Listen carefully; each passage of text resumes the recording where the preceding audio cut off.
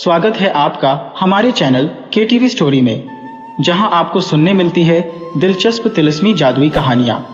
अगर आप चैनल पर नए हैं तो चैनल को सब्सक्राइब करें। कहानी पसंद आए तो वीडियो को लाइक करें। दोस्तों, आपसे निवेदन है कि अगर आपके पास भी ऐसी ही दिलचस्प और मज़ेदार कहानियां हैं तो आप हमें ईमेल के जरिए भेज सकते हैं। ईमेल का लिंक डिस्क्रिप्शन बॉक्स में मिल जाएगा। आप सभी का बहुत बहुत धन्यवाद। तो चलिए शुरू करते हैं आज की कहानी।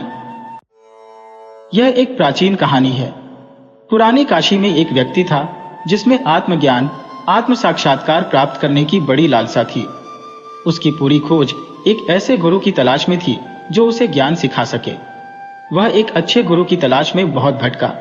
वह एक गुरु से दूसरे गुरु के पास, दूसरे गुरु से तीसरे गुरु के पास, तीसरे गुरु से चौथे गुरु के पास गया।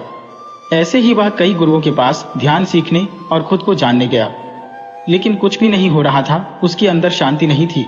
ऐसे करते करते सालों बीत गए। अब वह थक चुका था क्योंकि उसकी तलाश ही पूरी ना हो रही थी। फिर किसी ने उसे कहा कि अगर तुम सच में गुरु को खोजना चाहते हो तो तुम्हें हिमालय जाना होगा। कहते हैं कि हिमालय की दुर्गम पहाड़ियों में एक योगी रहता है। कोई नहीं जानता कि वह कहाँ रहता है, क्योंकि वह आज तक किसी को मिला ही नहीं है। जब भी किसी को उसके बारे में पता चलता है तो वह योगी उस स्थान से चला जाता है और हिमालय पर्वतमाला की ओर भी गहराइयों में जाकर रहने लगता है। लेकिन एक बात निश्चित है कि वह हिमालय की दुर्गम घाटियों में ही कहीं रहता है। बस किसी को पता नहीं कि वह कहाँ रहता है। तुम्हें हिमालय की दुर्गम घाटियों में जाकर ही उसकी तलाश करनी होगी। वह आदमी बूढ़ा हो रहा था, लेकिन फिर भी उसने हिम्मत जुटाई। उसने हिमालय की यात्रा के खर्च के लिए 2 साल तक मेहनत करके धन इकट्ठा किया। फिर उसने यात्रा शुरू की। उसने प्रारंभिक कुछ यात्रा औरतों पर सवार होकर की, फिर घोड़े पर, और अब वह हिमालय के तलहटी पर पहुंच चुका था, जहां से अब ऊपर पहाड़ों में उसे पैदल ही चढ़कर जाना था। वहां उसने हिमालय की निचली घाटियों में रहने वाले बहुत से स्थानीय लोगों से उस रहस्यमयी योगी के बारे में पूछताछ की। वहां के स्थानीय लोगों ने बताया कि हाँ, हमने उस बूढ़े योगी के बारे में सुना है। वह बहुत प्राचीन है। कोई नहीं बता सकता कि वह कितना पुराना है। शायद 300 साल का या 500 साल का भी हो सकता है। वह इसी हिमालय पर्वत में कहीं तो रहता है, लेकिन जगह आपको नहीं बताई जा सकती, क्योंकि हम में से किसी को भी इस बात की जानकारी नहीं है कि आप उसे वास्तव में कहाँ पाएंगे। लेकिन समय समय पर इस बात के सबूत मिलते रहते हैं कि वह योगी इस हिमालय में ही रहता है। अगर तुम बहुत खोजते हो तो तुम उसे ढूंढ लोगे। वह इंसान हिमालय की ऊंची और दुर्गम चोटियों में गया। उसने हिमालय की एक चोटी में ढूंढा, फिर दूसरी चोटी में, फिर तीसरी चोटी में। ऐसे ही वह उस योगी को ढूंढता रहा। 2 साल बीत गए उसे हिमालय में घूमते हुए, लेकिन वह अब भी उस योगी की खोज में लगा हुआ था। वह ढूंढता ही जा रहा था। बस उसने खोज जारी रखा। वह बहुत ही ज्यादा थक चुका था। कई बार तो उसकी मरने जैसी हालत हो जाती थी। वह जंगली फल, पत्तों और घास के भरोसे जिंदा था। वह बहुत ही ज्यादा पतला हो चुका था। उसकी हड्डियां दिखने लगी थी, लेकिन फिर भी वह खोज में लगा हुआ था। उसका इरादा पक्का था कि उसे उस रहस्यमयी योगी को खोजना ही है, भले ही इस खोज में उसकी जान ही क्यों न चली जाए। एक दिन उसने एक छोटी सी झोपड़ी देखी। वह इतना थक गया था कि वह चल भी नहीं पा रहा था। वह लगभग घसीटते हुए उस कुटिया तक पहुंचा। उस कुटिया में कोई दरवाजा नहीं था। उसने अंदर देखा, अंदर कोई नहीं था, और उस कुटिया को देखकर ऐसा लग रहा था जैसे सालों से उस कुटिया के भीतर कोई नहीं था। उस इंसान को लगा कि वह योगी अब इस दुनिया में नहीं रहा। वह जमीन पर गिर पड़ा। बड़ी थकान से उसने सांस बाहर छोड़ते हुए कहा, मैं हार मानता हूं। वह हिमालय की ठंडी हवा में सूरज के नीचे लेटा हुआ था। अब उसके अंदर से किसी भी प्रकार की तलाश की सारी आशा खत्म हो चुकी थी। सारा विचार खत्म हो चुका था। वह बस शांति से लेटा हुआ था, और जिंदगी में पहली बार उसे इतना आनंद महसूस होने लगा था। उसने कभी ऐसा आनंद नहीं हुआ था। अचानक उसे हल्कापन महसूस होने लगा। अचानक सभी विचार गायब हो गए। अचानक उसे लगने लगा जैसे वह इस दुनिया में ही नहीं है। उसका शरीर और उसकी आत्मा दोनों ही अलग अलग चीज है। फिर अचानक उसे महसूस हुआ कि कोई उसके ऊपर झुका हुआ है। उसने आंखें खोली तो सामने एक बहुत ही तेजस्वी आंखों वाला एक बहुत प्राचीन व्यक्ति खड़ा हुआ था, जिसे देखकर लग रहा था कि यह सैकड़ों सालों से इन्हीं पहाड़ों में रह रहा है। उस बूढ़े प्राचीन आदमी ने मुस्कुराते हुए कहा, तो आखिर तुम मुझ तक पहुंच ही गए। वह व्यक्ति मुस्कुराया। उस प्राचीन आदमी ने फिर कहा, क्या तुम्हें मुझसे कुछ पूछना है? उस आदमी ने कहा, नहीं। इतना सुनते ही बूढ़ा आदमी बड़े जोर से हंसा। ये एक अद्भुत, एक जादुई हंसी थी। उसकी हंसी पूरी घाटी में गूंजने लगी। ऐसा लग रहा था जैसे उसे योगी के साथ पूरी की पूरी हिमालय की वह पहाड़ी भी हंस पड़ी हो। उसकी हंसी काफी समय तक पूरे पहाड़ी में गूंजती रही। फिर उस बूढ़े योगी ने कहा, तो अब तुम समझ गए कि ध्यान क्या है? उस आदमी ने जमीन पर लेटे हुए ही उत्तर दिया, हाँ, मैं समझ गया। यह शब्द जो उसके अस्तित्व के सबसे गहरी मूल उसकी अंतरात्मा से आए थे कि मैं हार मानता हूं। इस हार में उसके सारे लक्ष्य, सारी खोज, सारे प्रयास गायब हो गए। उसने यह कहा, मैं हार मानता हूं, अब मेरी तलाश खत्म हुई। उसी क्षण में वह वही व्यक्ति नहीं था और उस पर आनंद की वर्षा हुई। वह चुप था, वह कुछ भी नहीं था और उसने गैर अस्तित्व के अंतिम स्तर को छुआ।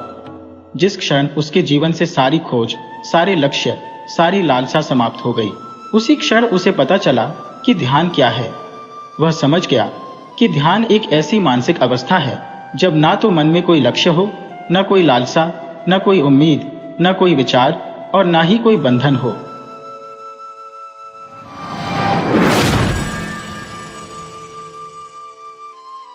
आरुष राजा के पास 4 घोड़े थे जो बहुत ही अच्छी नस्ल के थे, लेकिन वह चारों घोड़े किसी को भी अपने ऊपर बैठने नहीं देते थे। राजा एक ऐसे आदमी की तलाश कर रहा था जो इन चारों घोड़े को अच्छे से ट्रेन कर सके। उसने पहले भी कई ट्रेनर को बुलाया था, लेकिन कोई भी उन्हें ट्रेन नहीं कर सका। जब भी कोई इंसान उन घोड़े के ऊपर बैठने की कोशिश करता तो वह जोर जोर से कूदने लगते थे और उसे गिरा देते थे। बहुत से लोगों ने यह ट्राई किया, लेकिन कोई भी इसमें सक्सेस नहीं हो पाया। एक दिन एक लड़का उस राजा के महल में आया और राजा से बोला कि मैं आपके चारों घोड़े को ट्रेन कर सकता हूँ। राजा ने उस लड़के से कहा कि तुमसे पहले भी कई लोगों ने यह ट्राई किया, लेकिन बहुत से लोग इसमें जख्मी हो गए और कई लोगों की तो जान जाते जाते बची। दरअसल वह लड़का अपने आप पर बहुत ही ज्यादा कॉन्फिडेंट था और उसने घोड़े को ट्रेन करने के लिए राजा से परमिशन ले ली। उसने कहा कि वह चारों घोड़े को अपने साथ ले जाएगा और उनका ख्याल रखेगा और उन्हें उधर ही ट्रेन करेगा। राजा इस बात के लिए मान गया और उसने इस बात की परमिशन दे दी। कुछ महीने गुजरने के बाद जब राजा अपने घोड़े को देखने के लिए उस आदमी के घर गया तो उसने देखा कि वह आदमी उन चारों में से एक घोड़े के ऊपर बैठा हुआ था और बाकी 3 घोड़े उसके पीछे पीछे घूम रहे थे। राजा ये देखकर हैरान हो गया और बहुत ही ज्यादा खुश भी, क्योंकि जहां पर सारे लोगों ने हार मान ली थी वही इस लड़के ने उन चारों घोड़े को ट्रेन कर दिया था। राजा ने लड़के से पूछा कि तुमने यह सब कैसे किया? लड़के ने कहा, राजा साहब, यह चारों घोड़े बहुत ही अच्छी और अलग नस्ल के थे। सबसे पहले मैंने उनके करीब जाने की कोशिश की। इसके लिए मैंने इन चारों घोड़े को खुले मैदान में छोड़ दिया और फिर मैं उनके साथ फैमिलियर होने की कोशिश की। जब यह भागते तो मैं भी इनके साथ भागता, जब यह बैठते तो मैं भी इनके साथ बैठता, जब यह सोते तो मैं भी इनके साथ सोता और जब ये खाते तो मैं भी इनके साथ खाता और इसी तरीके से मैं उनके साथ मिल गया। वह जो भी करते मैं भी वही करता। फिर कुछ दिनों के बाद ये चारों घोड़े यह सोचने लगे कि मैं भी उन्हीं की तरह एक घोड़ा हूँ और फिर एक दिन मैंने उनके ऊपर सीट बेल्ट बांधने की कोशिश की। शुरू में उन्होंने सीट बेल्ट को फेंक दिया, लेकिन फिर कुछ दिन ट्राई करने के बाद उन्होंने उसे रहने दिया। फिर कुछ दिनों के बाद मैं उनके ऊपर बैठने की कोशिश की और मैं बैठ गया और थोड़े ही दिनों के बाद मैं उनकी सवारी करने लगा। इसी तरह से मैं इन चारों घोड़े को कुछ ही महीना में ट्रेन कर दिया। फिर राजा के सामने उसे लड़के ने एक के बाद एक उन चारों घोड़े की सवारी की। यह देखकर राजा बहुत खुश हुआ और उसने उस लड़के को कई सारे इनाम दिए और उस लड़के को राजा के सारे घोड़े का परमानेंट ट्रेनर बना दिया गया। अब अगर हम हमारी जिंदगी में देखें तो उन घोड़े की तरह हमारे दिमाग में भी 4 घोड़े हैं, जिनके नाम एंजाइटी, गुस्सा, जलन और लालच है, और आपकी बुद्धि इन चारों की ट्रेनर है।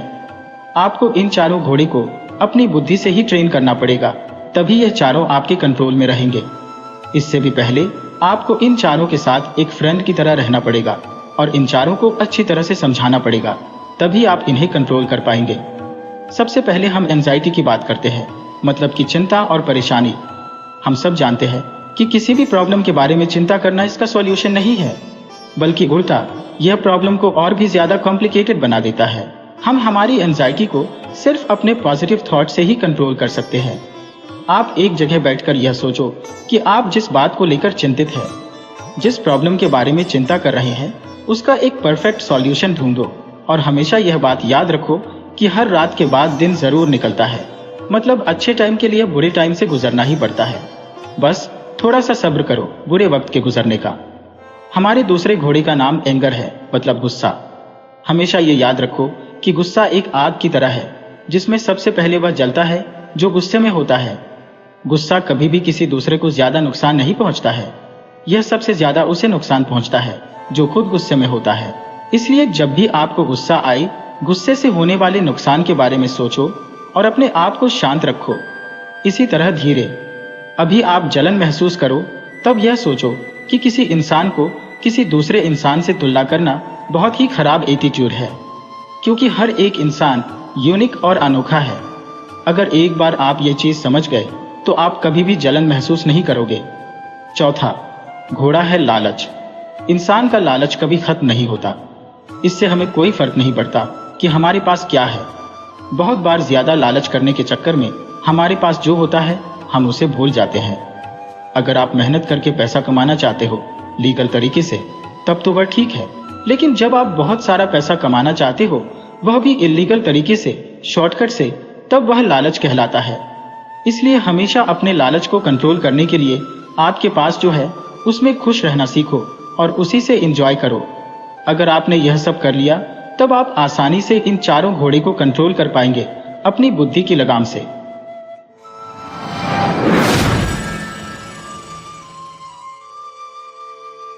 एक आदमी बहुत ही ज्यादा आलसी था। वह कोई काम नहीं करता था। वह एकदम निठल्ले और नाकारा था। बस वह हमेशा ऐसे मौके की खोज में रहता कि कहीं से उसे खाना मिल जाए। एक दिन जब वह आदमी खाने की तलाश में भटक रहा था, तभी उसे एक फल का बगीचा दिखता है। वह उस बगीचे से फल चुराने के बारे में सोचता है और वह बगीचे के अंदर चला जाता है। एक पेड़ पर चढ़ जाता है, लेकिन तभी अचानक वहां पर उस बगीचे का मालिक आ जाता है और वह उस आदमी को पेड़ पर चढ़ता हुआ देख लेता है। वह आदमी को चिल्लाते हुए नीचे आने के लिए कहता है, लेकिन यह आलसी आदमी बगीचे के मालिक को देखकर डर जाता है और नीचे आने से मना कर देता है। तभी उस बगीचे का मालिक अंदर जाकर एक बड़ा सा डंडा लेकर आता है।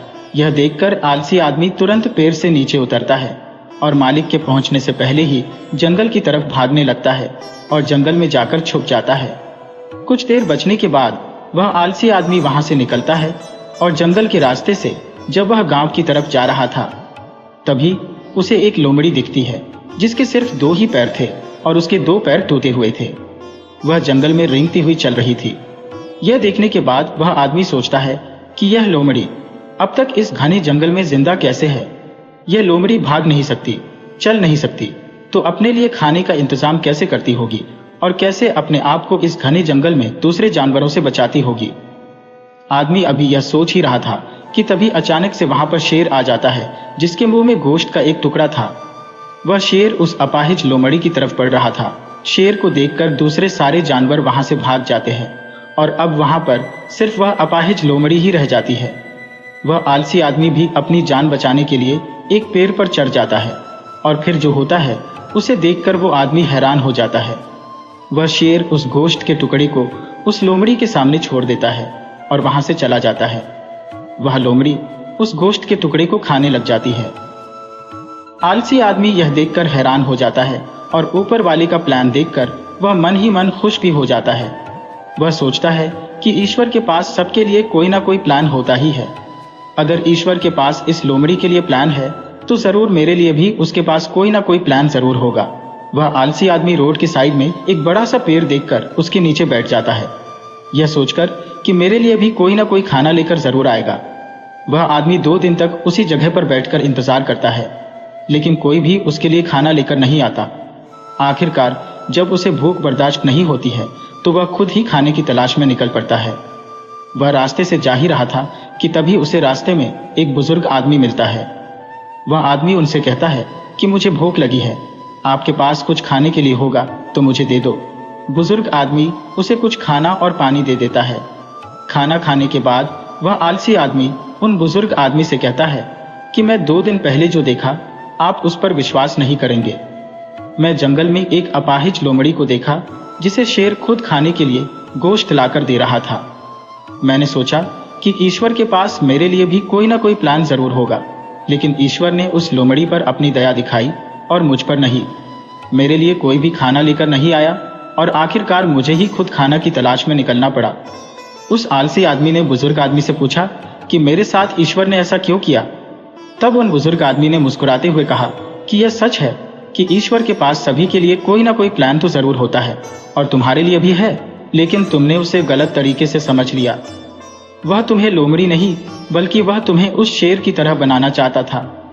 दोस्तों, इस कहानी से हमें यह सीख मिलती है कि अगर हम हमारी लाइफ को ध्यान से देखें तो हमें यह पता चलेगा कि जिंदगी सबक से भरी पड़ी है। हर एक पल का एक गहरा अर्थ होता है।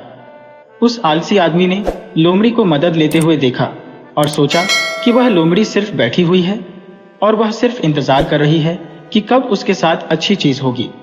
लेकिन वह आदमी यह भूल गया था कि वह लोमड़ी मजबूर थी, लेकिन हम उस लोमड़ी की तरह मजबूर और लाचार नहीं है।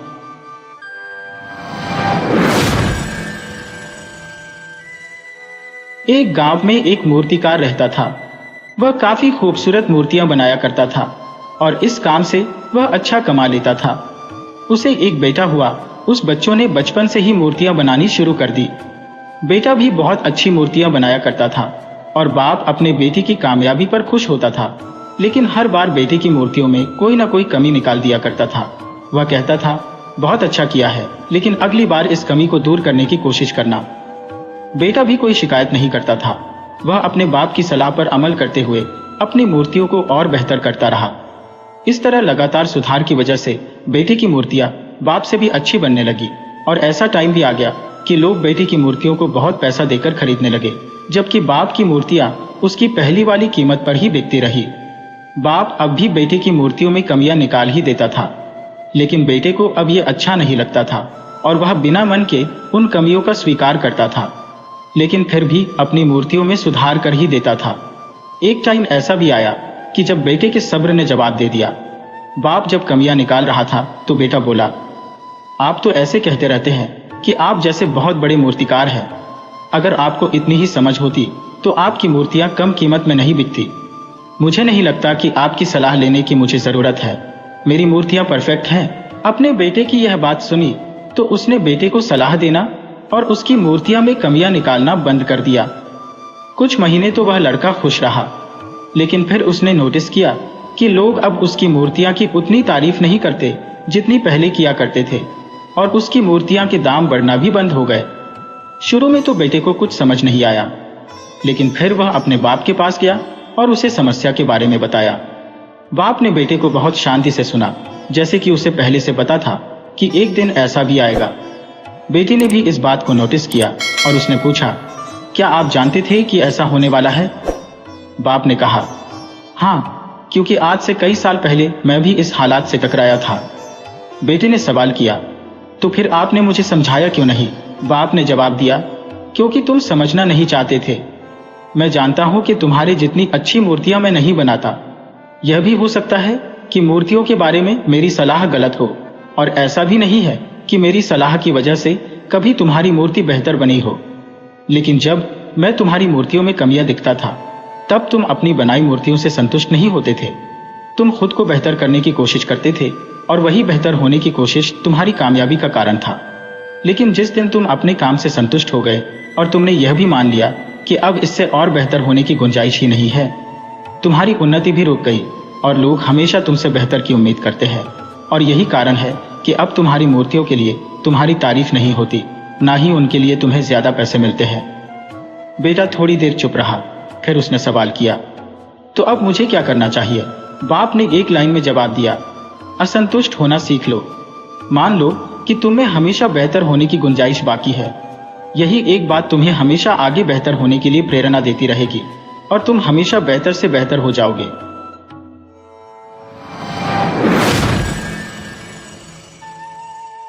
एक बार की बात है, यूनान के सम्राट किसी बात पर अपनी वजीर से नाराज हो गए। नाराजगी में उन्होंने वजीर के लिए फांसी का ऐलान कर दिया।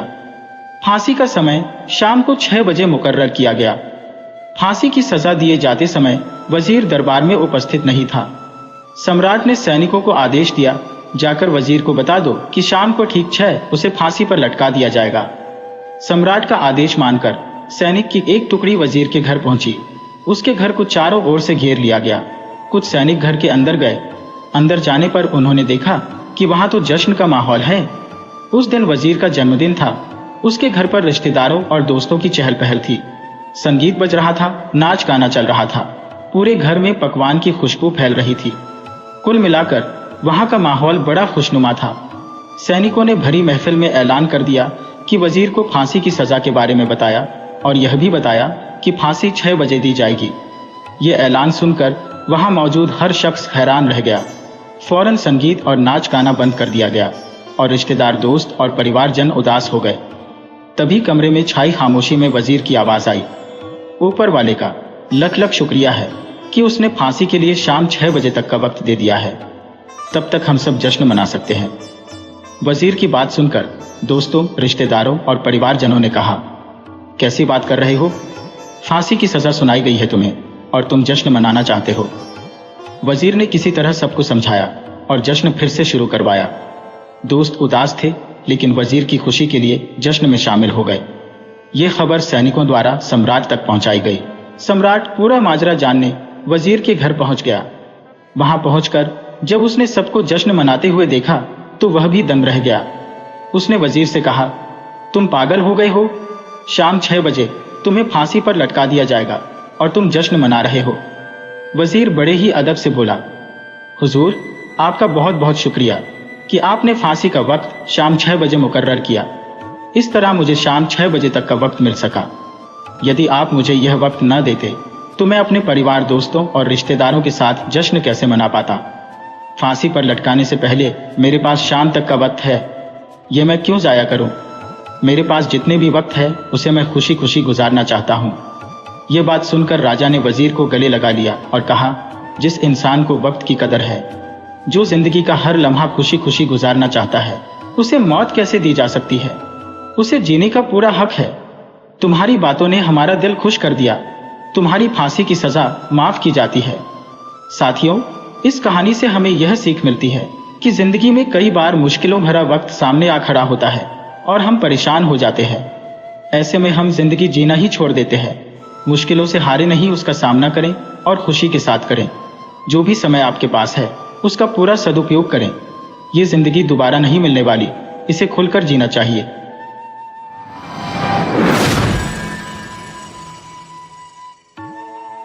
एक गांव में 6 अंधे व्यक्ति रहते थे। वह बड़ी खुशी के साथ आपस में रहते थे। एक बार उनके गांव में हाथी आया। जब उनको इस बात की जानकारी मिली तो वह भी उस हाथी को देखने गए, लेकिन अंधे होने के कारण उन्होंने सोचा, हम भले ही उस हाथी को न देख पाए, लेकिन छूकर जरूर महसूस करेंगे कि हाथी कैसा होता है। वहां पहुंचकर उन सभी ने हाथी को छूना शुरू किया। हाथी को छूकर एक अंधा व्यक्ति बोला, हाथी खंबे के माफिक होता है। मैं अब अच्छे से समझ गया हूं, क्योंकि उसने हाथी के पैरों को महसूस किया था। तभी दूसरा व्यक्ति हाथी के पूंछ पकड़कर बोला, अरे नहीं, हाथी तो रस्सी की तरह होता है। तभी तीसरा व्यक्ति भी बोल पड़ा, अरे नहीं, मैं बताता हूं, यह तो पेड़ के तने की तरह होता है। तुम लोग क्या बात कर रहे हो? हाथी तो एक बड़े पंखे की तरह होता है। चौथे व्यक्ति ने कान को छूते हुए सभी को समझाया। तभी अचानक 5वें व्यक्ति ने हाथी के पेट पर हाथ रखते हुए सभी को बताया, अरे नहीं नहीं, यह तो एक दीवार की तरह होता है। ऐसा नहीं है, हाथी तो एक कठोर नाली की तरह होता है। छठे व्यक्ति ने अपनी बात रखी। सभी के अलग अलग मत होने के कारण उन सभी में बहस होने लगी और खुद को सही साबित करने में लग गए। उनकी बहस तेज होती गई और ऐसा लगने लगा मानो वह आपस में लड़ ही पड़ेंगे। तभी वहां से एक बुद्धिमान व्यक्ति गुजर रहा था। उनकी बहस को देखकर वह वहां रुका और उनसे पूछा, क्या बात है, तुम सब आपस में झगड़ क्यों रहे हो? उन्होंने बहस का कारण बताते हुए उस बुद्धिमान व्यक्ति को बताया कि हम यह नहीं तय कर पा रहे हैं कि आखिर हाथी दिखता कैसा है। उन्होंने उत्तर दिया। फिर एक एक करके उन्होंने अपनी बात उसे व्यक्ति को समझाए। बुद्धिमान व्यक्ति ने सभी की बात शांति से सुनी और बोला, तुम सब अपनी अपनी जगह सही हो। तुम्हारे वर्णन में अंतर इसलिए है क्योंकि तुम सबने हाथी को अलग अलग भागों को छुआ एवं महसूस किया है। लेकिन यदि देखा जाए तो तुम लोग अपनी अपनी जगह ठीक हो, क्योंकि जो कुछ भी तुम सब ने बताया वह सभी बातें हाथी के वर्णन के लिए सही बैठती है। अब तक सभी को सारी बातें समझ में आ गई थी। उसके बाद उस बुद्धिमान व्यक्ति ने उन्हें समझाया, यदि आप सब आपने जो जो महसूस किया उसके अलावा भी यदि आगे कुछ देखे होते तब आपको हाथी असल में कैसा होता यह समझ में आ जाता। इस कहानी से हमें यही शिक्षा मिलती है दोस्तों, अधिकतर ऐसा ही होता है कि हम सच्चाई जाने बिना अपनी बातों को लेकर अड़ जाते हैं कि हम ही सही हैं और बाकी सब गलत है। लेकिन कई बार ऐसा होता है कि हम केवल सिक्के का एक ही पहलू देख रहे होते हैं। हमें जरूरत है सिक्के के दोनों पहलुओं को देखकर समझने के। इसलिए हमें अपनी बात तो रखनी चाहिए, पर दूसरों की बातें भी सब्र से सुननी चाहिए और कभी भी बेकार की बहस में नहीं पड़ना चाहिए।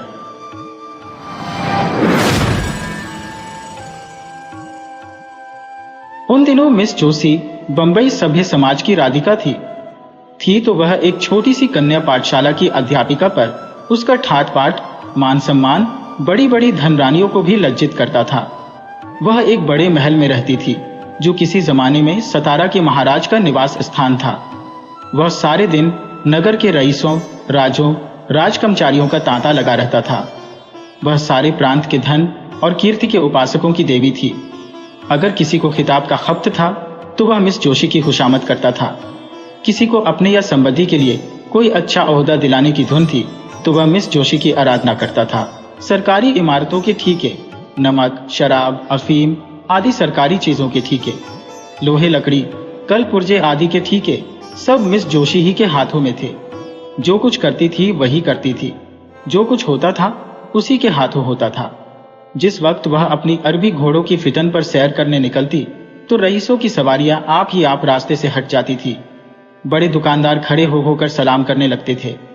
वह रूपवती थी, लेकिन नगर में उससे बढ़कर रूपवती रमणिया भी थी।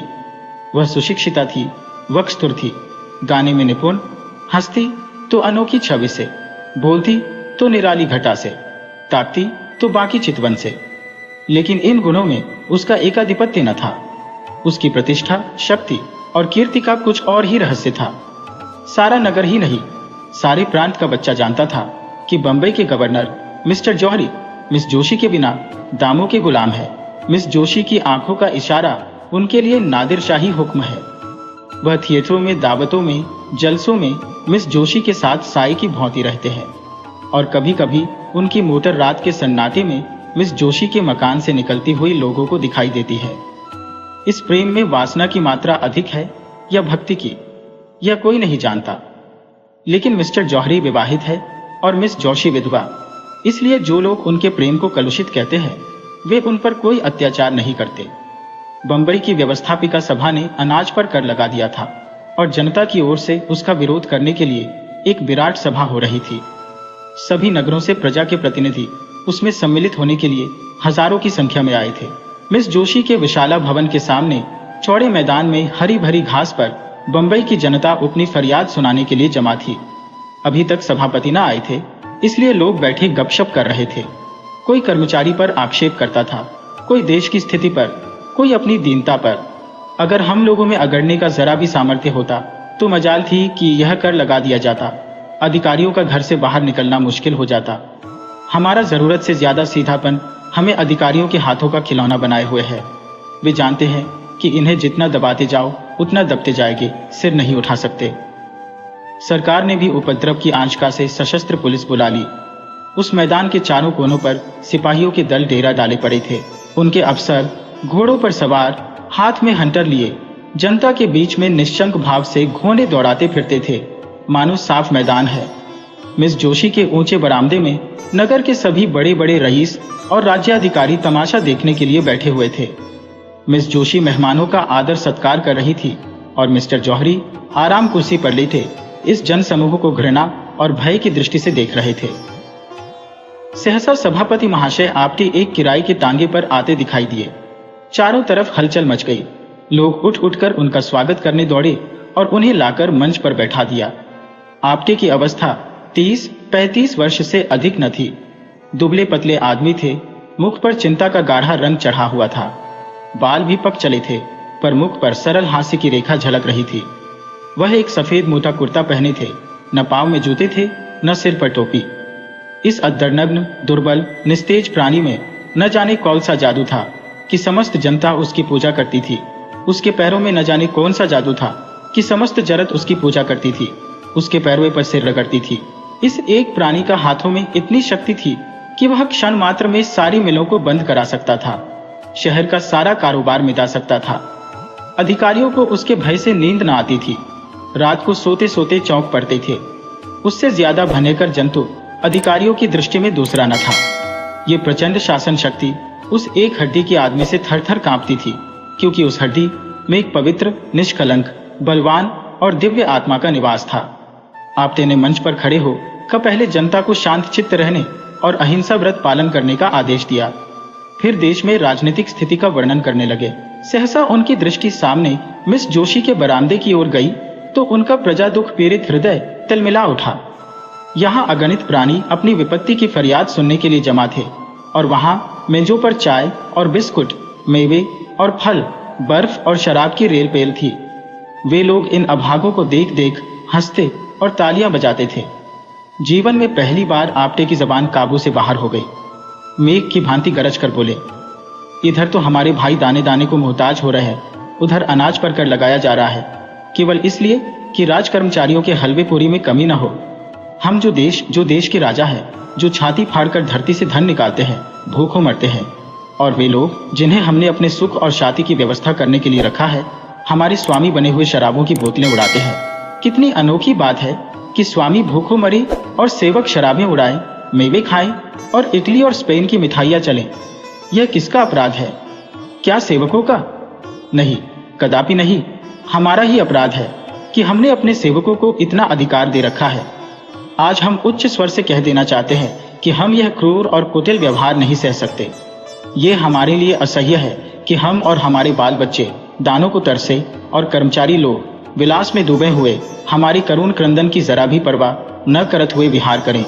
मिस्टर जौहरी ने पुलिस के अफसर को इशारे पर बुलाकर कहा, और किसी को गिरफ्तार करने की जरूरत नहीं, आपटे ही को पकड़ो, वही हमारा शत्रु है।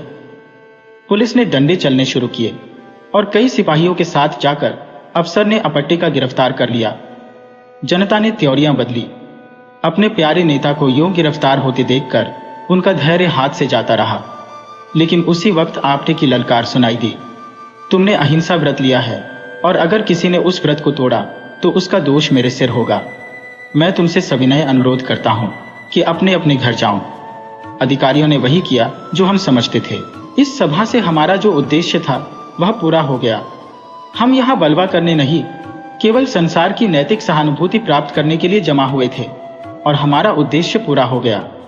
एक क्षण में सभा भंग हो गई और आपटे पुलिस की हवालात में भेज दिए गए। मिस्टर जौहरी ने कहा, बच्चा बहुत दिनों के बाद पंजे में आए हैं, राजद्रोह का मुकदमा चलाकर कम से कम 10 साल के लिए अंडमान भेजूंगा। मिस जोशी, इससे क्या फायदा?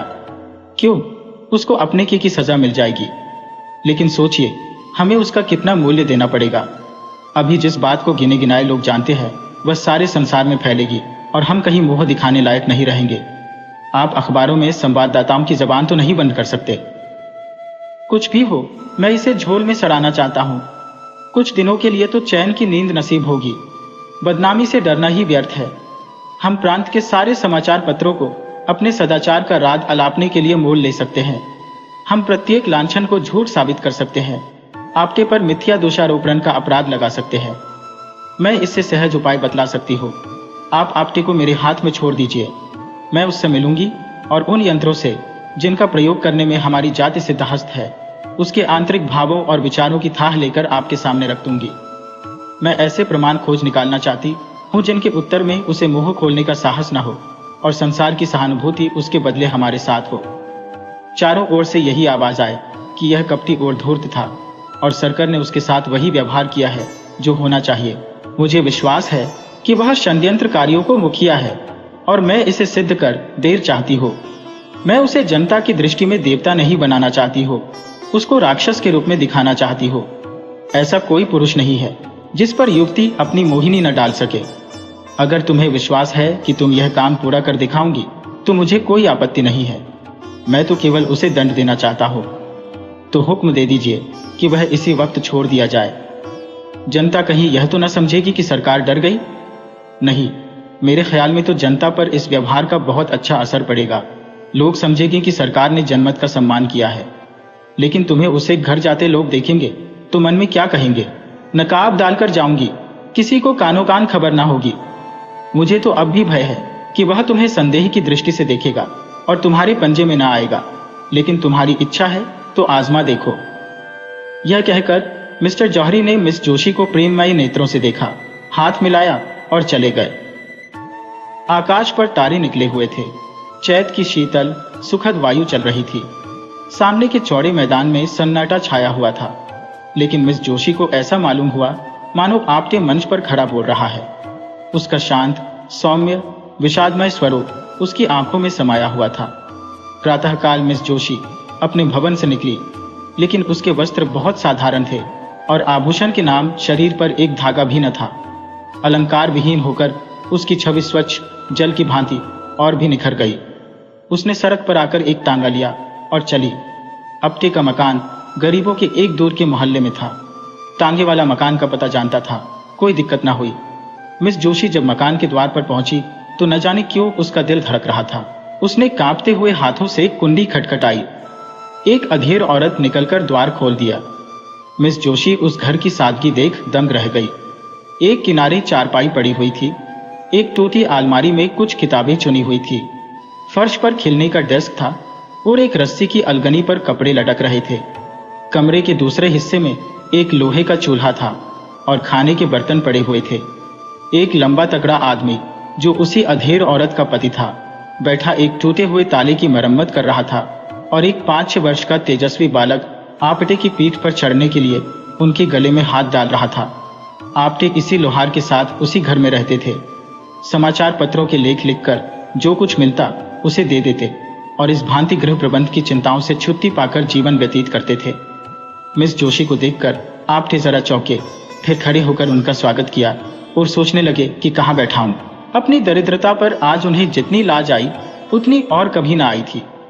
मिस जोशी उनका असमंजस देखकर चारपाई पर बैठ गई और जरा रुखाई से बोली, मैं बिना बुलाए आपके यहाँ आने के लिए क्षमा मांगती हूँ, किंतु काम ऐसा जरूरी था कि मेरे आए बिना पूरा ना हो सकता।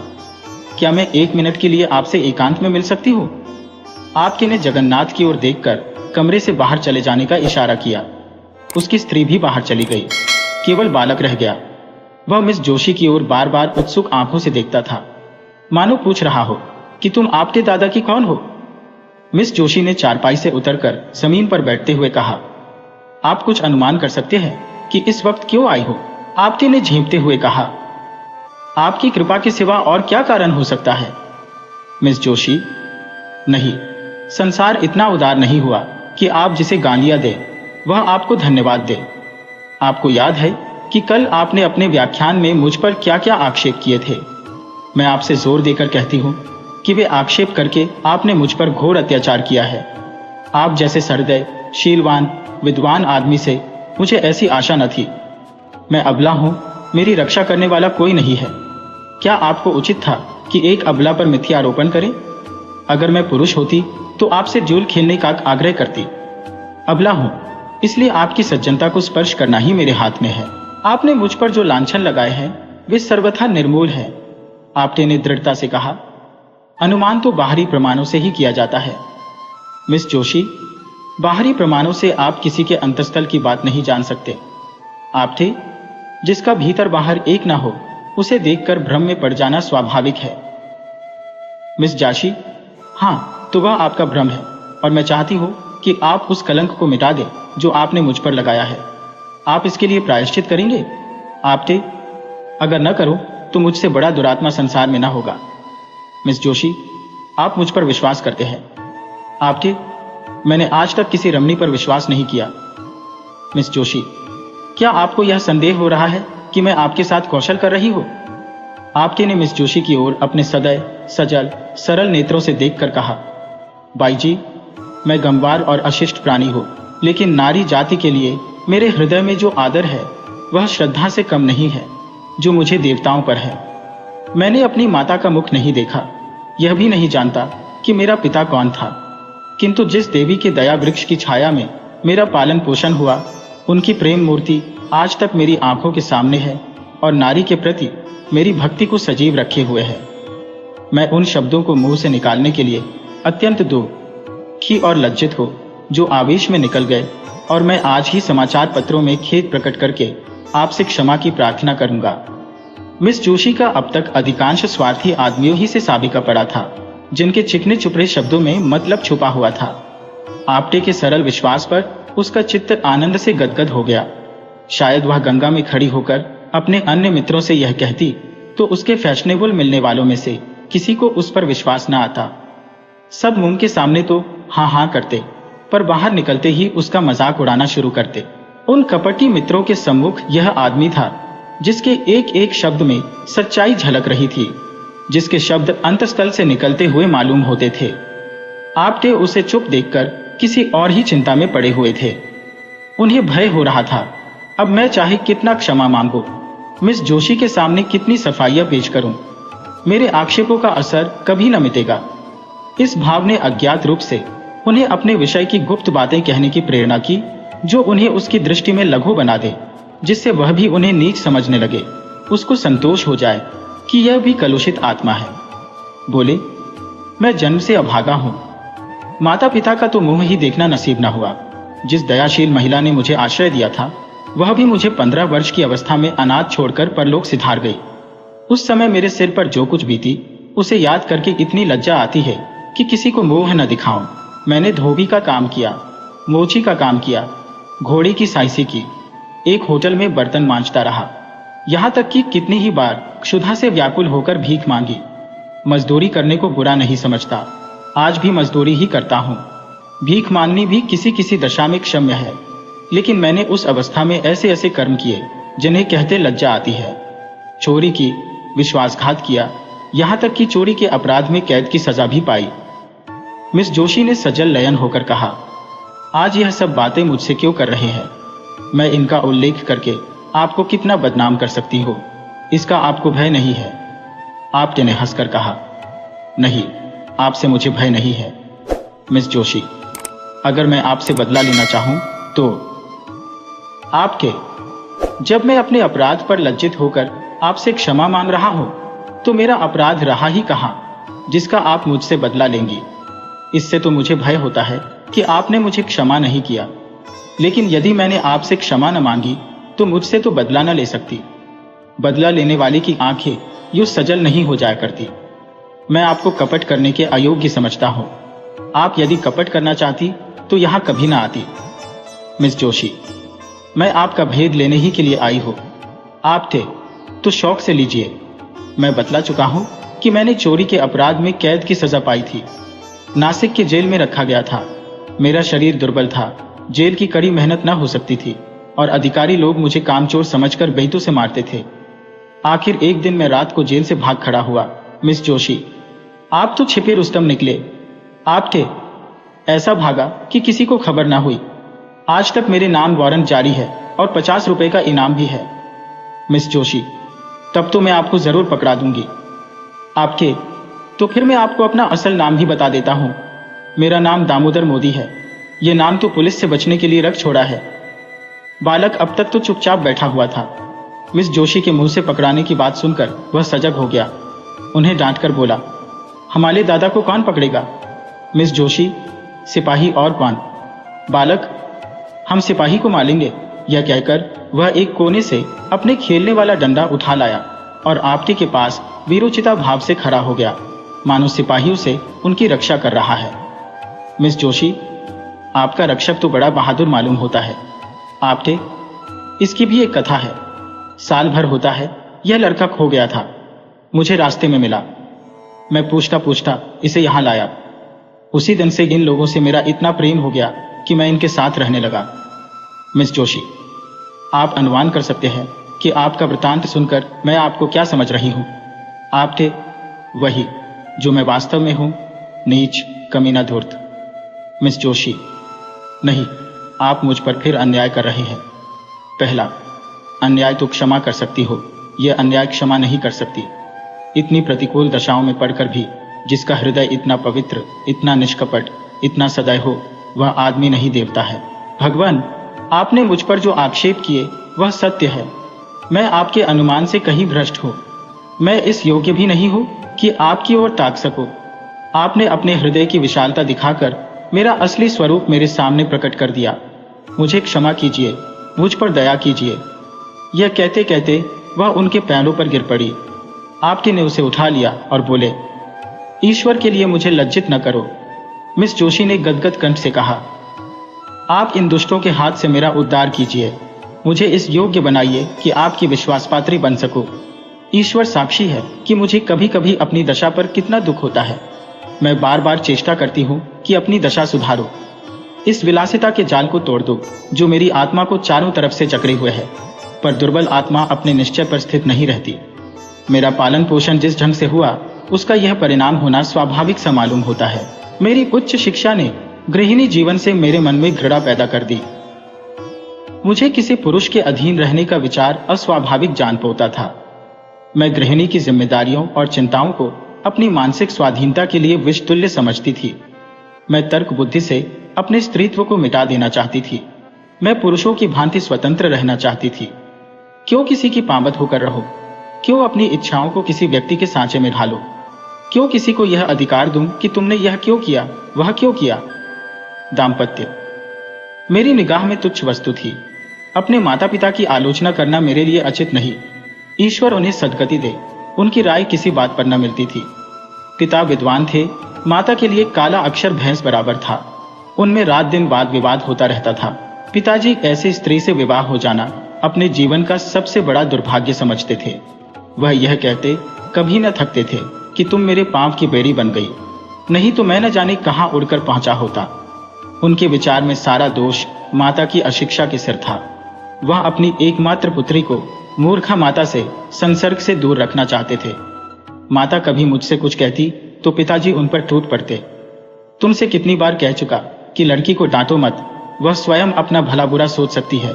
तुम्हारे डांटने से उसके आत्मसम्मान का कितना धक्का लगेगा यह तुम नहीं जान सकती। आखिर माताजी ने निराश होकर मुझे मेरे हाल पर छोड़ दिया और कदाचित इसी शोक में चल बसी। अपने घर की अशांति देखकर मुझे विवाह से और भी घृणा हो गई। सबसे बड़ा असर मुझ पर मेरे कॉलेज की लेडी प्रिंसिपल का हुआ, जो स्वयं अविवाहित थी। मेरा तो अब यह विचार है कि युवकों की शिक्षा का भार केवल आदर्श चरित्रों पर रखना चाहिए। विलास में रत कॉलेजों के शौकीन प्रोफेसर विद्यार्थियों पर कोई अच्छा असर नहीं डाल सकते। मैं इस वक्त ऐसी बात आपसे कह रही हूँ, पर अभी घर जाकर यह सब भूल जाऊंगी। मैं जिस संसार में हूँ उसकी जलवायु ही दूषित है। वहां सभी मुझे कीचड़ में लथपथ देखना चाहते हैं। मेरे विलासासक्त रहने में ही उनका स्वार्थ है। आप वह पहले आदमी हैं जिसने मुझ पर विश्वास किया है, जिसने मुझसे निष्कपट व्यवहार किया है। ईश्वर के लिए अब मुझे भूल न जाइएगा। आपटे ने मिस जोशी की ओर वेदनापूर्ण दृष्टि से देखकर कहा, अगर मैं आपकी कुछ सेवा कर सकूं तो यह मेरे लिए सौभाग्य की बात होगी। मिस जोशी, हम सब मिट्टी के पुतले हैं, कोई निर्दोष नहीं। मनुष्य बिगड़ता है तो परिस्थितियों से या पूर्व संस्कारों से। परिस्थितियों का त्याग करने से ही बच सकता है। संस्कारों से गिरने वाले मनुष्य का मार्ग इससे कहीं कठिन है। आपकी आत्मा सुंदर और पवित्र है, केवल परिस्थितियों ने उसे कोहरे की भांति ढंक लिया है। अब विवेक का सूर्य उदय हो गया है। ईश्वर ने चाहा तो कोहरा भी फट जाएगा, लेकिन सबसे पहले उन परिस्थितियों का त्याग करने को तैयार हो जाइए। मिस जोशी, यही आपको करना होगा। आपटे ने चुभती हुई निगाहों से देखकर कहा, वैद्य रोगी को जबरदस्ती दवा पिलाता है। मिस जोशी, मैं सब कुछ करूंगी। मैं कड़वी से कड़वी दवा पीऊंगी यदि आप पिलाएंगे। कल आप मेरे घर आने की कृपा करेंगे। शाम को आपके अवश्य आऊंगा। मिस जोशी ने विदा देते हुए कहा, भूलिएगा नहीं, मैं आपकी राह देखती रहूंगी। अपने रक्षक को भी लाइएगा। यह कहकर उसने बालक को गोद में उठाया और उसे गले से लगाकर बाहर निकल आई। गर्व के मारे उसके पांव जमीन पर न पड़ते थे। मालूम होता था हवा में उड़ी जा रही है। प्यास से तड़पते हुए मनुष्य को नदी का तट नजर आने लगा था। दूसरे दिन प्रातःकाल मिस जोशी ने मेहमानों के नाम दावती कार्ड भेजे और उत्सव मनाने की तैयारियां करने लगी। मिस्टर आपटे के सम्मान में पार्टी दी जा रही थी। मिस्टर जौहरी ने कार्ड देखा तो मुस्कुराए। अब महाशय इस जाल से बचकर कहां जाएंगे? मिस जोशी ने उन्हें फंसाने के लिए यह अच्छी तरकीब निकाली। इस काम में निपुण मालूम होती है। मैंने सोचा था आपटे चालाक आदमी होगा। मगर इन आंदोलनकारी विद्रोहियों को बकवास करने के सिवा और क्या सोच सकती है। 4 ही बजे मेहमान लोग आने लगे। नगर के बड़े बड़े अधिकारी, बड़े बड़े व्यापारी, बड़े बड़े विद्वान, समाचार पत्रों के संपादक अपनी अपनी महिलाओं के साथ आने लगे। मिस जोशी ने आज अपने अच्छे से अच्छे वस्त्र और आभूषण निकाले हुए थे। जिधर निकल जाती थी मालूम होता था अरुण प्रकाश की छटा चली आ रही है। भवन में चारों ओर सुगंध की लपटें आ रही थी और मधुर संगीत की ध्वनि हवा में गूंज रही थी। 5 बजते बजते मिस्टर जौहरी आ पहुंचे और मिस जोशी से हाथ मिलाते हुए मुस्कुराकर बोले, जी चाहता है तुम्हारे हाथ चूम लो। अब मुझे विश्वास हो गया कि यह महाशय तुम्हारे पंजे से नहीं निकल सकते। मिसेस पेटिट बोली, मिस जोशी दिलों का शिकार करने के लिए ही बनाई गई है। मिस्टर सोराब जी, मैंने सुना है आपके बिल्कुल गंवार सा आदमी है। मिस्टर भरोचा, किसी यूनिवर्सिटी में शिक्षा ही नहीं पाई, सभ्यता कहां से आती। मिस्टर भरोचा, आज उसे खूब बनाना चाहिए। महंत वीरभद्र दाढ़ी के भीतर से बोले, मैंने सुना है नास्तिक है, वर्णाश्रम धर्म का पालन नहीं करता। मिस जोशी, नास्तिक तो मैं भी हूं, ईश्वर पर मेरा भी विश्वास नहीं है। महंत, आप नास्तिक हो पर आप कितने ही नास्तिकों को आस्तिक बना देती हैं। मिस्टर जौहरी, आपने लाख की बात की कही मनहत जी। मिसेस भरूचा, क्यों महंत जी, आपको मिस जोशी ही ना आस्तिक बनाया है क्या। सहसा आपके लोहार के बालक की उंगली पकड़े हुए भवन में दाखिल हुए। वह पूरे फैशनेबल रईस बने हुए थे। बालक भी किसी रईस का लड़का मालूम होता था। आज आपटे को देखकर लोगों को विदित हुआ कि वह कितना सुदंड सजीला आदमी है। मुख से शौर्य निकल रहा था, पोर पोर से शिष्टता झलकती थी। मालूम होता था वह इसी समाज में पला है।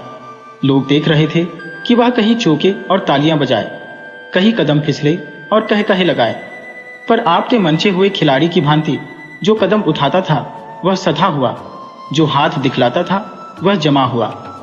लोग उसे पहले तुच्छ समझते थे, अब उससे ईर्ष्या करने लगे, उस पर फब्तियां उड़ानी शुरू की। लेकिन आपटे इस कला में भी एक ही निकला। बात मुंह से निकली और उसने जवाब दिया, पर उसके जवाब में मालिन्य या कटुता का लेश भी ना होता था। उसका एक एक शब्द सरल, स्वच्छ, चित्त को प्रसन्न करने वाले भावों में डूबा होता था। मिस जोशी उसकी वाक्य चातुरी पर फूल उठती थी। सोराब जी, आपने किस यूनिवर्सिटी से शिक्षा पाई थी।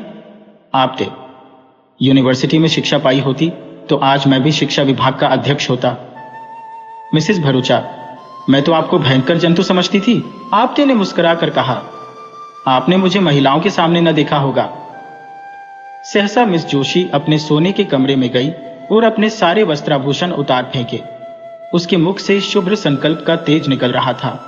नेत्रों से दबी ज्योति प्रस्फुटित हो रही थी, मानो किसी देवता ने उसे वरदान दिया हो। उसने सजे हुए कमरे को घृणा से देखा, अपने आभूषणों को पैरों से ठुकरा दिया और एक मोटी साफ साड़ी पहनकर बाहर निकली। आज प्रातःकाल ही उसने यह साड़ी मंगा ली थी। उसे इस नए वेश में देखकर सब लोग चकित हो गए। काया पलट कैसी। सहसा किसी की आंखों को विश्वास न आया, किंतु मिस्टर जौहरी बगलें बजाने लगे। मिस जोशी ने इसे फंसाने के लिए यह कोई नया स्वांग रचा है। मित्रों, आपको याद है परसों महाशय आपटे ने मुझे कितनी गालियां दी थी। ये महाशय खड़े हैं, आज मैं इन्हें उस दुर्व्यवहार का दंड देना चाहती हूँ। मैं कल इनके मकान पर जाकर इनके जीवन के सारे गुप्त रहस्यों को जान आई। यह जो जनता की भीड़ गरजते फिरते हैं, मेरे एक ही निशाने पर गिर पड़े। मैं उन रहस्यों के खोलने में अब विलंब न करूंगी। आप लोग अधीर हो रहे होंगे। मैंने जो कुछ देखा वह इतना भयंकर है कि उसका वृतांत सुनकर शायद आप लोगों को मूर्छा आ जाएगी। अब मुझे लेश मात्र भी संदेह नहीं है कि यह महाशय पक्के देशद्रोही है। मिस्टर जौहरी ने ताली बजाई और तालियों के हॉल गूंज उठा। मिस जोशी, लेकिन राज के द्रोही नहीं, अन्याय के द्रोही, दमन के द्रोही, अभिमान के द्रोही। चारों ओर सन्नाटा छा गया। लोग विस्मित होकर एक दूसरे की ओर ताकने लगे। मिस जोशी, गुप्त रूप से शस्त्र जमा किए हैं और गुप्त रूप से हत्या इनकी है। मिस्टर जौहरी ने तालियां बजाई और तालियां का दोगड़ा फिर बरस गया। मिस जोशी, लेकिन किसकी हत्या। दो, खाक की, दरिद्रता की, प्रजा के कष्टों की, हठधर्मी की ओर अपने स्वार्थ की। चारों ओर फिर सन्नाटा छा गया और लोग चकित हो होकर एक दूसरे की ओर ताकने लगे, मानो उन्हें अपने कानों पर विश्वास नहीं है। मिस जोशी, महाराज आपटे ने डकैतियां की और कर रहे हैं। अब की किसी ने ताली न बजाई। लोग सुनना चाहते थे कि देखिए आगे क्या कहती है। उन्होंने मुझ पर भी हाथ साफ किया है, मेरा सब कुछ अपहरण कर लिया है, यहाँ तक कि अब मैं निराधार हूँ और उनके चरणों के सिवा मेरे लिए कोई आश्रय नहीं है। प्राणधार, इस अबला को अपने चरणों में स्थान दो, उसे डूबने से बचाओ। मैं जानती हूँ तुम मुझे निराश न करोगे। ये कहते कहते वह जाकर आपटे के चरणों में गिर पड़ी। सारी मंडली स्तंभित रह गई। 1 सप्ताह गुजर चुका था। आपटे पुलिस की हिरासत में थे। उन पर 4 अभियोग चलाने की तैयारियां चल रही थी। सारे प्रांत में हलचल मची हुई थी। नगर में रोज सभाएं होती थी। पुलिस रोज 10-5 आदमियों को पकड़ती थी। समाचार पत्रों में जोरों के साथ वाद विवाद हो रहा था। रात के 9 बज गए थे। मिस्टर जौहरी राजभवन में मेज पर बैठे हुए सोच रहे थे कि मिस जोशी को क्यों कर वापस लाए। उसी दिन से उनकी छाती पर सांप लौट रहा था। उसकी सूरत एक क्षण के लिए आंखों से न उतरती थी। वह सोच रहे थे, इसने मेरे साथ ऐसी दगा की, मैंने इसके लिए क्या कुछ नहीं किया। इसकी कौन सी इच्छा थी जो मैंने पूरी नहीं की। इसी ने मुझसे बेवफाई की। नहीं, कभी नहीं। मैं इसके बगैर जिंदा नहीं रह सकता। दुनिया चाहे मुझे बदनाम करे, हत्यारा कहे, चाहे मुझे पद से हाथ धोना पड़े, लेकिन आपटे को नहीं छोड़ूंगा। इस रोड़े को रास्ते से हटा दूंगा। इस कांटे को पहलू से निकाल बाहर करूंगा। सहसा कमरे का दरवाजा खुला और मिस जाशी ने प्रवेश किया। मिस्टर जौहरी हकबकाकर कुर्सी पर से उठ खड़े हुए। यह सोच रहे थे कि शायद मिस जोशी ने निराश होकर मेरे पास आई है। कुछ रुके, लेकिन नम्र भाव से बोले, आओ बाला, तुम्हारी याद में बैठा था। तुम कितनी ही बेवफाई करो, पर तुम्हारी याद मेरे दिल से नहीं निकल सकती। मिस जोशी, आप केवल जबान से कहते हैं। मिस्टर जौहरी, क्या दिल चीर कर दिखा दूं? मिस जोशी, प्रेम प्रतिकार नहीं करता, प्रेम में दुराग्रह नहीं होता। आप मरे खून के प्यासे हो रहे हैं, उस पर भी आप कहते हैं मैं तुम्हारी याद करता हूं। आपने मेरे स्वामी को हिरासत में डाल रखा है, ये प्रेम है। आखिर आप मुझसे क्या चाहते हैं? अगर आप समझ रहे हो कि इन सख्तियों से डरकर मैं आपकी शरण आ जाऊंगी तो आपका भ्रम है। आपको अख्तियार है कि आपटे को काले पानी भेज दें, फांसी चढ़ा दें, लेकिन इसका मुंह पर कोई असर ना होगा। वह मेरे स्वामी है, मैं उनको अपना स्वामी समझती हूँ। उन्होंने अपनी विशाल उदारता से मेरा उद्धार किया। आप मुझे विषय के फंदों में फंसाते थे, मेरी आत्मा को कलुषित करते थे। कभी आपको यह ख्याल आया कि इसकी आत्मा पर क्या बीत रही होगी? आप मुझे आत्मशून्य समझते थे। इस देव पुरुष ने अपनी निर्मल स्वच्छ आत्मा के आकर्षण से मुझे पहली ही मुलाकात में खींच लिया। मैं उसकी हो गई और मरते दम तक उसी की रहूंगी। उस मार्ग से अब आप हटा नहीं सकते। मुझे एक सच्ची आत्मा की जरूरत थी, वह मुझे मिल गई। उसे पाकर अब तीनों लोक की संपदा मेरी आंखों में तुच्छ है। मैं उनके वियोग में चाहे प्राण दे दूं, पर आपके काम नहीं आ सकती। मिस्टर जौहरी, मिस जोशी, प्रेम उदार नहीं होता, क्षमाशील नहीं होता। मेरे लिए तुम सर्वस्व हो जब तक मैं समझता हूं कि तुम मेरी हो। अगर तुम मेरी नहीं हो सकती तो मुझे इसकी क्या चिंता हो सकती है कि तुम किस दिशा में हो। मिस जोशी, यह आपका अंतिम निर्णय है? मिस्टर जौहरी, अगर मैं कह दूं कि हां तो?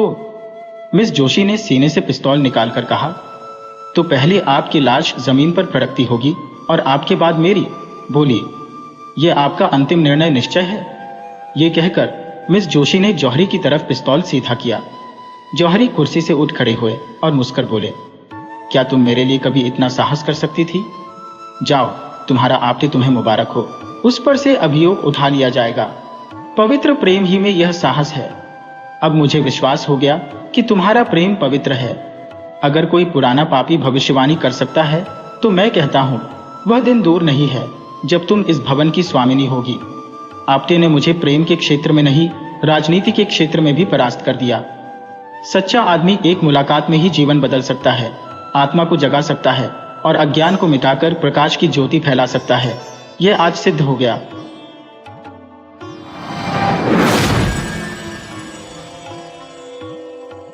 भाग्य की बात, शादी विवाह में आदमी का क्या अख्तियार, जिससे ईश्वर ने या उनके नायकों ब्राह्मणों ने तय कर दी, उससे हो गई।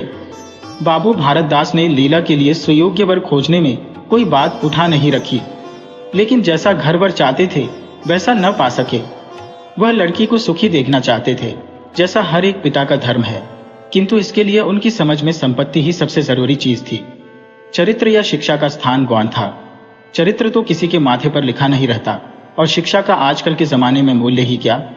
हाँ, संपत्ति के साथ शिक्षा भी हो तो क्या पूछना। ऐसा घर उन्होंने बहुत ढूंढा पर न मिला।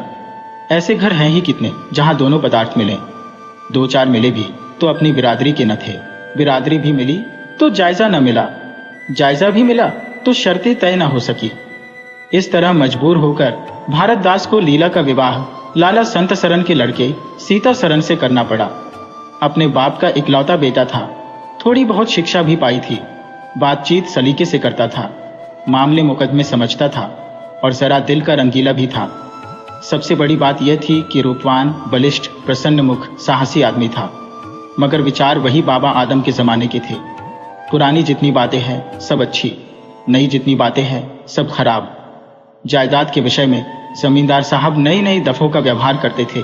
वहां अपना कोई अख्तियार न था, लेकिन सामाजिक प्रथाओं के कट्टर पक्षपाती थे। सीता सरन अपने बाप को जो करते या कहते देखता वही खुद भी कहता और करता था। उसमें खुद सोचने की शक्ति ही न थी। बुद्धि की मंदता बहुधा सामाजिक अनुदारता के रूप में प्रकट होती है। लीला ने जिस दिन घर में पांव रखा उसी दिन उसकी परीक्षा शुरू हुई। वे सभी काम जिनकी उसके घर में तारीफ होती थी यहाँ वर्जित थे। उसे बचपन से ताज़ी हवा पर जान देना सिखाया गया था। यहाँ उसके सामने मुंह खोलना भी पाप था। बचपन से सिखाया गया था रोशनी ही जीवन है। यहाँ रोशनी के दर्शन भी दुर्लभ थे। घर पर अहिंसा, क्षमा और दया ईश्वरीय गुण बताए गए थे। यहाँ इसका नाम लेने की भी स्वाधीनता न थी। संत सरन बड़े तीखे, गुस्सेवर आदमी थे। नाक पर मक्खी न बैठने देते। धूर्तता और छल कपट से ही उन्होंने जायदाद पैदा की थी और उसी को सफल जीवन का मंत्र समझते थे। उनकी पत्नी उनसे भी 2 अंगुल ऊंची थी। मजाल क्या कि बहू अपनी अंधेरी कोठरी के द्वार पर खड़ी हो जाए या कभी छत पर टहल सके। प्रलय आ जाता, आसमान सिर पर उठा लेती। उन्हें बकने का मर्ज था। दाल में नमक का जरा तेज हो जाना उन्हें दिन भर बकने के लिए काफी बहाना था। मोटी ताजी महिला थी। छींट का घाघरेदार लहंगा पहने, पानदान बगल में रखे, गहनों से लदी हुई, सारे दिन बरोथे में माची पर बैठी रहती थी। क्या मजाल कि घर में उनकी इच्छा के विरुद्ध एक पत्ता भी हिल जाए। बहू की नई नई आदतें देख देख चला करती थी। अब काहे को आबरू रहेगी। मुंह ढेर पर खड़ी होकर झांकती है। मेरी लड़की ऐसी दीदा दिलेर होती तो गला घोंट देती। न जाने इसके देश में कौन लोग बसते हैं। गहने नहीं पहनती, जब देखो नंगी बुच्छी बनी बैठी रहती है। ये भी कोई अच्छे लक्षण है। लीला के पीछे सीता सरन पर भी फटकार पड़ती। तुझे भी चांदनी में सोना अच्छा लगता है, क्यों? तू भी अपने को मर्द कहेगा? वह मर्द कैसा कि औरत उसके कहने में न रहे। दिन भर घर में घुसा रहता है, मुंह में जबान नहीं है, समझाता क्यों नहीं? सीता सरन कहता, अम्मा जब कोई मेरे समझाने से माने तब तो। माँ माने कि क्यों नहीं, तू मर्द है कि नहीं? मर्द वह चाहिए कि कड़ी निगाह से देखे तो औरत कांप उठे। सीता सरन, तुम तो समझाती ही रहती हो। माँ मेरी उसे क्या परवाह, समझती होगी बुढ़िया 4 दिन में मर जाएगी, तब मैं मालकिन हो ही जाऊंगी। सीता सरन, तो मैं भी तो उसकी बातों का जवाब नहीं दे पाता। देखती नहीं हो कितनी दुर्बल हो गई है। वह रंग ही नहीं रहा। उस कोठरी में पड़े पड़े उसकी दशा बिगड़ती जाती है। बेटे के मुंह से ऐसी बातें सुन माता आग हो जाती और सारे दिन जलती। कभी भाग्य को कोसती, कभी समय को। सीता सरन माता के सामने तो ऐसी बातें करता, लेकिन लीला के सामने जाते ही उसकी मति बदल जाती थी। वह वही बातें करता जो लीला को अच्छी लगती, यहाँ तक कि दोनों वृद्धा की हंसी उड़ाते। लीला को इसमें और कोई सुख न था। वह सारे दिन कुर्ती रहती, कभी चूल्हे के सामने न बैठी थी। पर यहाँ पसेरियों आटा थोपना पड़ता, मजदूरों और टहलुओं के लिए भी रोटियां पकानी पड़ती। कभी कभी वह चूल्हे के सामने बैठी घंटों रोती। ये बात न थी कि यह लोग कोई महाराज रसोईया न रख सकते हों, पर घर की पुरानी प्रथा यही थी कि बहू खाना पकाए और उस प्रथा को निभाना जरूरी था। सीता सरन को देखकर लीला का संतप्त हृदय एक क्षण के लिए शांत हो जाता। गर्मी के दिन थे और संध्या का समय। बाहर हवा चलती, भीतर देह फूकती थी। लीला कोठरी में बैठी एक किताब देख रही थी कि सीता सरन ने आकर कहा, यहाँ तो बड़ी गर्मी है, बाहर बैठो। लीला, ये गर्मी उन तानों से अच्छी है जो अभी सुनने पड़ेंगे। सीता सरन, आज अगर बोली तो मैं भी बिगड़ जाऊंगा। लीला, तब तो मेरा घर में रहना भी मुश्किल हो जाएगा। सीता सरन, बला से अलग ही रहेंगे। लीला, मैं तो मर भी जाऊं तो भी अलग न रहूं। वह जो कुछ कहती सुनती है, अपनी समझ से मेरे भले ही के लिए कहती सुनती है। उन्हें मुझसे कुछ दुश्मनी थोड़ी ही है। हाँ, हमें उनकी बातें अच्छी न लगे, यह दूसरी बात है। उन्होंने खुद वह सब कष्ट झेले हैं जो वह मुझे झेलवाना चाहती है। उनके स्वास्थ्य पर उन कष्टों का जरा भी असर नहीं पड़ा। वह इस 86 वर्ष की उम्र में मुझसे कहीं चाहती है, फिर उन्हें कैसे मालूम हो कि इन कष्टों से स्वास्थ्य बिगड़ सकता है। सीतासरन ने उसके मुरझाए हुए मुख की ओर करुण नेत्रों से देखकर कहा, तुम्हें इस घर में आकर बहुत दुख सहना पड़ा। यह घर तुम्हारे योग्य न था। तुमने पूर्व जन्म में जरूर कोई पाप किया होगा। लीला ने पति के हाथों से खेलते हुए कहा, यहां ना आती तो तुम्हारा प्रेम कैसे पाती। 5 साल गुजर गए। लीला 2 बच्चों की मां हो गई। एक लड़का था, दूसरी लड़की। लड़के का नाम जानकी सरन रखा गया और लड़की का नाम कामिनी। दोनों बच्चे घर को गुलजार किए रहते थे। लड़की दादा से हिली थी, लड़का दादी से। दोनों शोक और शरीर थे। गाली दे बैठना, मुंह चिढ़ा देना तो उनके लिए मामूली बात थी। दिन भर खाते और आए दिन बीमार पड़े रहते। लीला ने खुद सभी कष्ट सह लिए थे, पर बच्चों में बुरी आदतों का पड़ना उसे बहुत बुरा मालूम होता था, किंतु उसकी कौन सुनता था। बच्चों की माता होकर उसकी अब गणना ही न रही थी। जो कुछ थे बच्चे थे, वह कुछ न थी।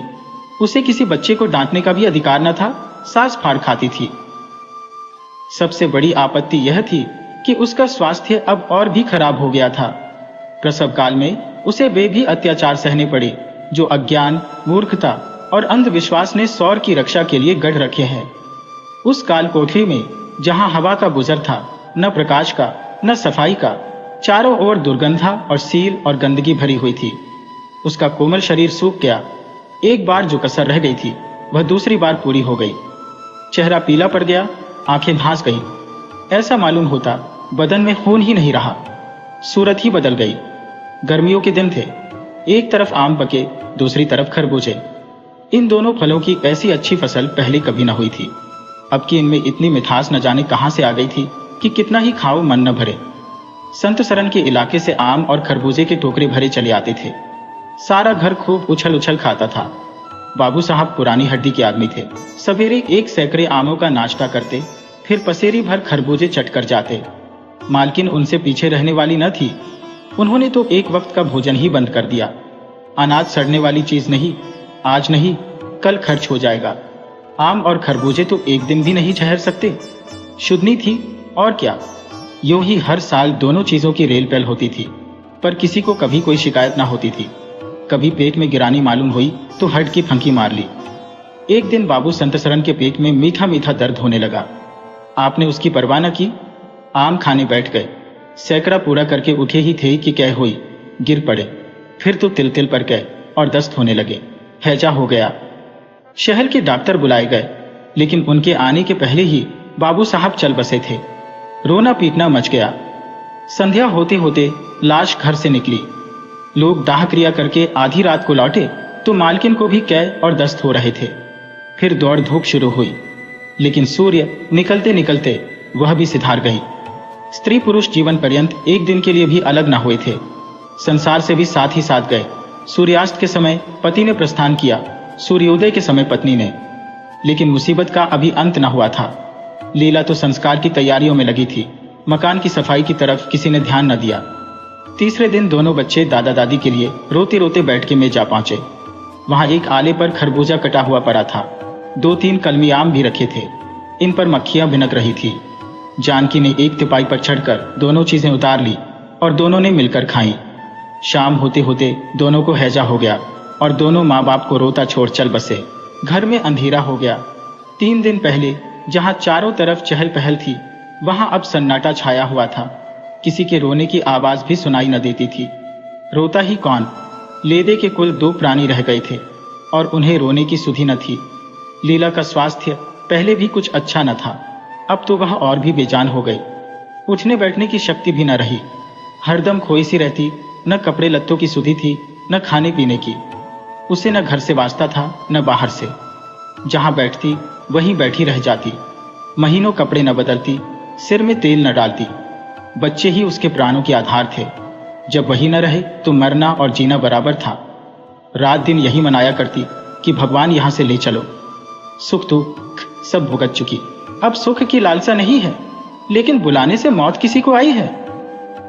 सीता सरन भी पहले तो बहुत रोया धोया, यहां तक कि घर छोड़कर भाग जाता था।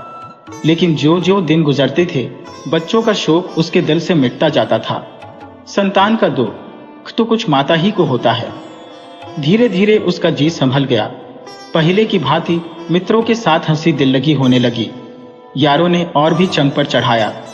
अब घर का मालिक था, जो चाहे कर सकता था, कोई उसका हाथ रोकने वाला न था। सैर सपाटी करने लगा। कहाँ तो लीला को रोते देख उसकी आंखें सजल हो जाती थी, कहाँ अब उसे उदास और शोकमग्न देखकर झुंझला उठता। जिंदगी रोने ही के लिए तो नहीं है। ईश्वर ने लड़के दिए थे, ईश्वर ही ने छीन लिए। क्या लड़कों के पीछे प्राण दे देना होगा? लीला यह बातें सुनकर भौंचक रह जाती। पिता की मुंह से ऐसे शब्द निकल सकते हैं? संसार में ऐसे प्राणी भी हैं। होली के दिन थे, मर्दाने में गाना बजाना हो रहा था। मित्रों की दावत का भी सामान किया गया था। अंदर लीला जमीन पर पड़ी हुई रो रही थी। त्योहारों के दिन उसे रोते ही कटते थे। आज बच्चे होते तो अच्छे अच्छे कपड़े पहने कैसे उछलते फिरते। वही न रहे तो कहाँ की तीज और कहाँ का त्योहार। सहसा सीता सरन ने आकर कहा, क्या दिन भर रोती ही रहोगी? जरा कपड़े तो बदल डालो, आदमी बन जाओ। ये क्या तुमने अपनी गत बना रखी है? लीला, तुम जाओ अपनी महफिल में बैठो, तुम्हें मेरी क्या फिक्र पड़ी है? सीता सरन, क्या दुनिया में और किसी के लड़के नहीं मरते? तुम्हारे ही सिर यह मुसीबत आई है? लीला, ये बात कौन नहीं जानता, अपना अपना दिल ही तो है, उस पर किसी का बस है। सीता सरन, मेरे साथ भी तो तुम्हारा कुछ कर्तव्य है। लीला ने कुतूहल से पति को देखा, मानो उसका आशय नहीं समझी, फिर मुंह फेरकर रोने लगी। सीता सरन, मैं अब इस मनहूसत का अंत कर देना चाहता हूं।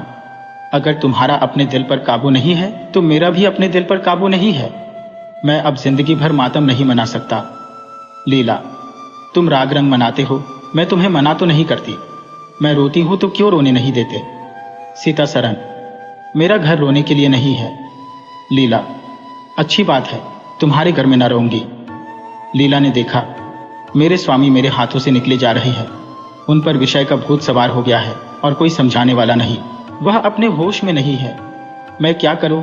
अगर मैं चली जाती हूं तो थोड़े ही दिनों में सारा घर मिट्टी में मिल जाएगा और इनका वही हाल होगा जो स्वार्थी मित्रों के चंगुल में फंसे हुए नौजवान रईसों का होता है। कोई कुल्लटा घर में आ जाएगी और इनका सर्वनाश कर देगी। ईश्वर, मैं क्या करूं? अगर इन्हें कोई बीमारी हो जाती तो क्या मैं उस दशा में इन्हें छोड़कर चली जाती? कभी नहीं। मैं तन मन से इनकी सेवा शुश्रूषा करती, ईश्वर से प्रार्थना करती, देवताओं की मनौतियां करती।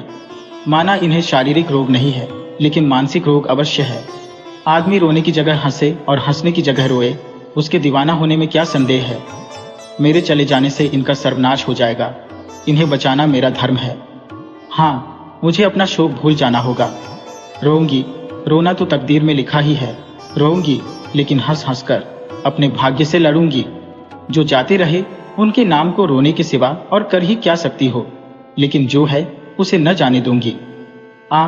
ऐ टूटे हुए हृदय, आज तेरे टुकड़ों को जमा करके एक समाधि बनाऊं और अपने शोक को उसके हवाले कर दूं। ओ रोने वाली आंखें, आओ मेरे आंसुओं को अपनी विहसित छटा में छिपा लो। आओ मेरे आभूषणों, मैंने बहुत दिनों तक तुम्हारा अपमान किया, मेरा अपराध क्षमा करो। तुम मेरे भले दिनों के साथी हो, तुमने मेरे साथ बहुत विहार किए हैं। अब इस संकट में मेरा साथ दो, मगर दगा न करना, मेरे भेदों को छिपाए रखना। लीला सारी रात बैठी अपने मन से यही बातें करती रही। उधर मर्दाने में धमा चौकड़ी मची हुई थी। सीता सरन नशे में चूर कभी गाता था, कभी तालियां बजाता था। उसके मित्र लोग भी उसी रंग में रंगे हुए थे।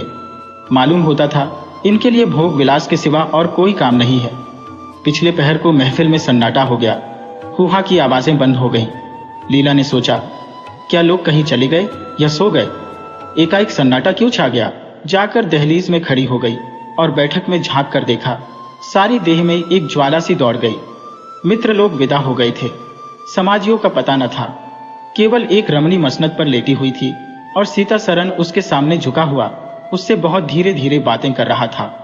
दोनों के चेहरों और आंखों से उनके मन के भाव साफ झलक रहे थे। एक की आंखों में अनुराग था, दूसरी की आंखों में कटाक्ष। एक भोला भाला हृदय एक मायाविनी रमणी के हाथों लुटा जाता था। लीला की संपत्ति को उसकी आंखों के सामने एक छलनी चुराए लिए जाती थी। लीला को ऐसा क्रोध आया कि इसी समय चलकर इस उल्टा को आड़े हाथों लो, ऐसा दुत्कारूं कि वह भी याद करे, खड़े खड़े निकाल दो। वह पत्नी भाव जो बहुत दिनों से सो रहा था जाग उठा और उसे विकल करने लगा, पर उसने जब्त किया। वेग से दौड़ती हुई तृष्णाएं अकस्मात न रोकी जा सकती थी। वह उलटे पांव भीतर लौट आई और मन को शांत करके सोचने लगी। वह रूप रंग में, हाव भाव में, नखे तिल्ले में उस दुष्टा की बराबरी नहीं कर सकती।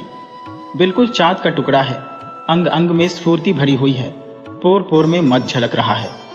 उसकी आंखों में कितनी तृष्णा है, तृष्णा नहीं बल्कि ज्वाला। लीला उसी वक्त आईने के सामने गई। आज कई महीनों के बाद उसने आईने में अपनी सूरत देखी। उसके मुख से एक आह निकल गई। शोक ने उसकी काया पलट कर दी थी। उस रमणी के सामने वह ऐसी लगती थी जैसे गुलाब के सामने जूही का फूल। सीता सरन का खुमार शाम को टूटा। आंखें खुली तो सामने लीला को खड़ी मुस्कुराती देखा। उसकी अनोखी छवि आंखों में समा गई। ऐसे खुश हुए मानो बहुत दिनों के वियोग के बाद उससे भेंट हुई हो। उसे क्या मालूम था कि यह रूप भरने के लिए लीला ने कितने आंसू बहाए हैं। केशों में यह फूल गूंथने के पहले आंखों से कितने मोती पिरोए हैं। उन्होंने एक नवीन प्रेम उत्साह से उठकर उसे गले लगा लिया और मुस्कुराकर बोले, आज तो तुमने बड़े बड़े शस्त्र सजा रखे हैं, कहाँ भागूं? लीला ने अपने हृदय की ओर उंगली दिखाकर कहा, यहां आ बैठो। बहुत भागे फिरते हो, अब तुम्हें बांध कर रखूंगी। बाग की बहार का आनंद तो उठा चुके, अब इस अंधेरी कोठरी को भी देख लो। सीता सरन ने लज्जित होकर कहा, उसे अंधेरी कोठरी मत कहो लीला, वह प्रेम का मानसरोवर है। इतने में बाहर से किसी मित्र के आने की खबर आई।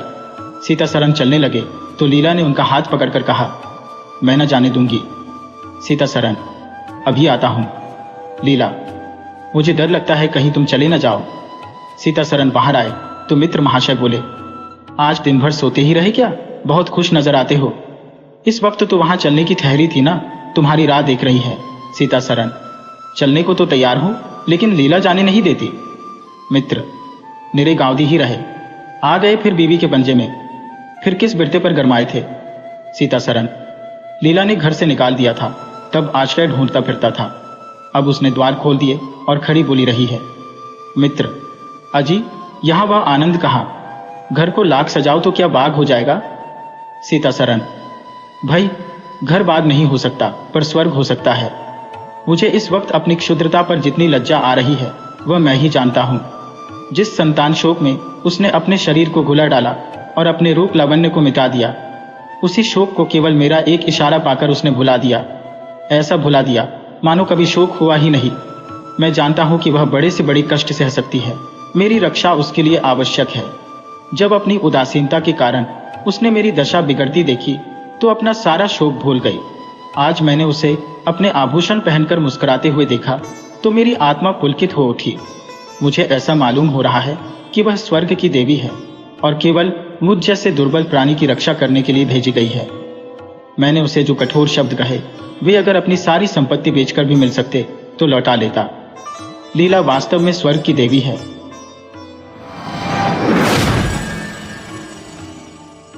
वीडियो अच्छी लगी हो तो इसे लाइक करें और ऐसी ही मज़ेदार कहानियों के लिए चैनल को सब्सक्राइब करें और बेल आइकन दबाएं। ज़्यादा से ज़्यादा अपने दोस्तों को शेयर करें। धन्यवाद।